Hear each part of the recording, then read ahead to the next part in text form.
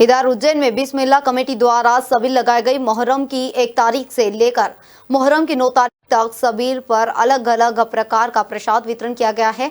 आसिन ने बताया कि 25 साल से बिस्मिल्लाह कमेटी द्वारा सबील लगाकर खिदमत की जा रही है।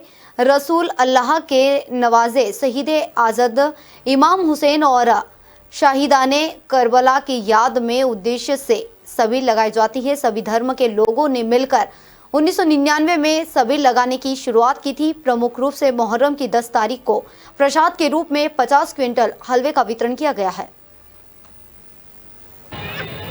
यह हमारा 10 दिन तक तो लंगर चलता है और करबला जिस दिन भराती है उस दिन टनों से हलवा बढ़ता है। यहाँ सब मिलके करते हैं, हिंदू मुसलमान सिख ईसाई सब मिलके करते हैं और सभी रोज़ डेली यहाँ पे लंगर का आनंद लेते हैं। क्या नाम है आपकी सबील का? बिस्मिल्लाह छबील करबला चौराहा पत्ती बाजार। कितने सालों से बांट रहे हैं आप लोग? 1995 से चालू करी थी, अब 25 साल होगा। क्या कहें? 24 चरिया 25 साल होगा। ये पूर्ण काम करने के बाद आपको क्या महसूस होता है, क्या लगता है? बड़ा सुकून मिलता है। ये जिनकी यादों और में जो बड़े- ये हसन हुसैन की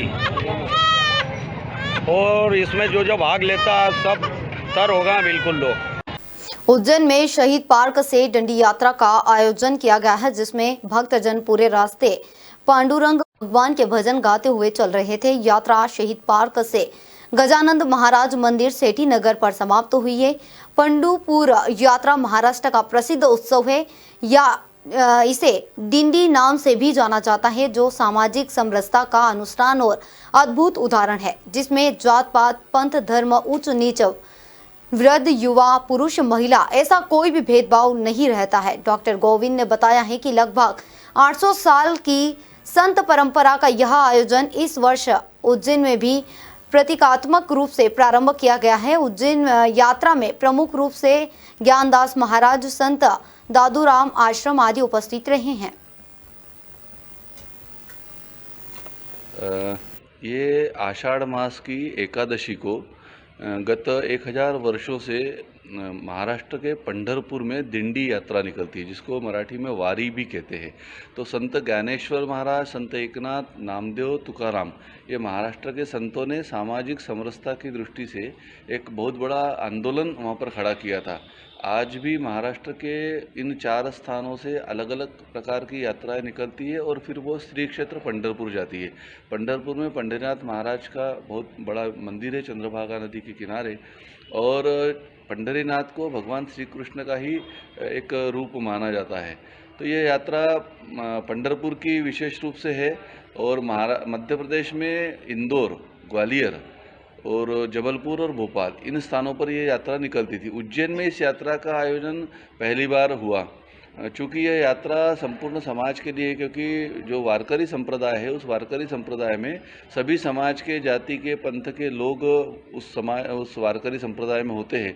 अतः हमने भी सोचा कि समग्र हिंदू समाज को साथ में लेकर यह दिंडी यात्रा निकाली जाए, और इस दृष्टि से फिर जाटवा समाज, बेरवा समाज, मालवी समाज, राठौर समाज, अन्य महाराष्ट्र समाज, मराठा क्षत्रिय समाज, इन समाज के लोगों के साथ में हमने ये यात्रा निकाली। इसमें संत मौनीश्री महाराज रामानंद आश्रम के महंत, संत ज्ञानदास महाराज महामंडलेश्वर, दादूराम आश्रम के अवधेशपुरी जी महाराज और समाज के अनेक प्रतिनिधि, महिलाएं, पुरुष, शहीद पार्क से ये यात्रा प्रारंभ हुई। वहाँ पर पहले महाआरती हुई और महाआरती के बाद में दिंडी यात्रा प्रारंभ हुई। तो विट्ठल और श्री कृष्ण भगवान का जयघोष करते हुए पुरुष, स्त्रियां, बच्चे सब लोग वहाँ से घासमंडी चौराहा, लक्ष्मीनगर, सेठीनगर चौराहा होते हैं अशोक विहार कॉलोनी में संत श्री गजानन महाराज जी का मंदिर है। वहाँ पर विट्ठल रखमाई की प्रतिमाएँ हैं, वहाँ विग्रह है उनका। वहाँ पर फिर महाआरती हुई और महाआरती के बाद प्रसाद वितरण के साथ ये यात्रा संपन्न हुई। ये आषाढ़ मास की एकादशी को गत 1000 वर्षों से महाराष्ट्र के पंढरपुर में दिंडी यात्रा निकलती है, जिसको मराठी में वारी भी कहते हैं। तो संत ज्ञानेश्वर महाराज, संत एकनाथ, नामदेव, तुकाराम, ये महाराष्ट्र के संतों ने सामाजिक समरसता की दृष्टि से एक बहुत बड़ा आंदोलन वहाँ पर खड़ा किया था। आज भी महाराष्ट्र के इन 4 स्थानों से अलग अलग प्रकार की यात्राएं निकलती है और फिर वो श्री क्षेत्र पंढरपुर जाती है। पंढरपुर में पंढरीनाथ महाराज का बहुत बड़ा मंदिर है चंद्रभागा नदी के किनारे, और पंढरीनाथ को भगवान श्री कृष्ण का ही एक रूप माना जाता है।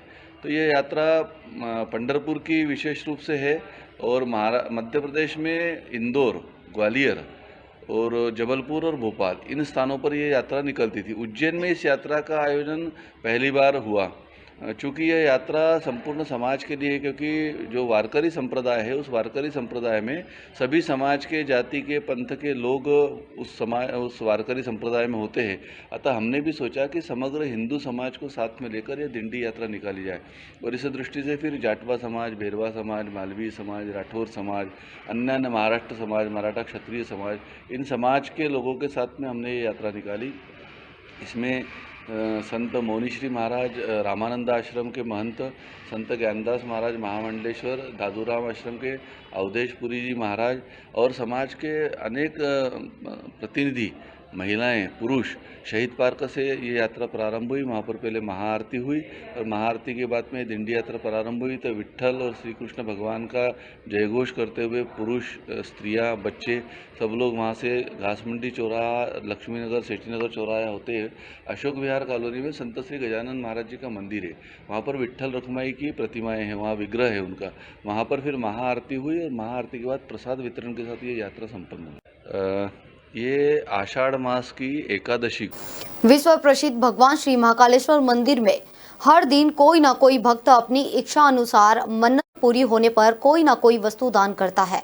इसी क्रम में आज महाराष्ट्र के भक्त आशा राठी ने चांदी का त्रिशूल और छत्तीसगढ़ के बंटी चाचा ने चांदी का मुकुट दान दिया है। मीडिया से चर्चा कर आशा राठी ने बताया है कि साल में एक बार हम इस परिवार के साथ बाबा महाकाल के दर्शन करने आते हैं। वही महाकाल समिति ने दानदाता का सम्मान किया है।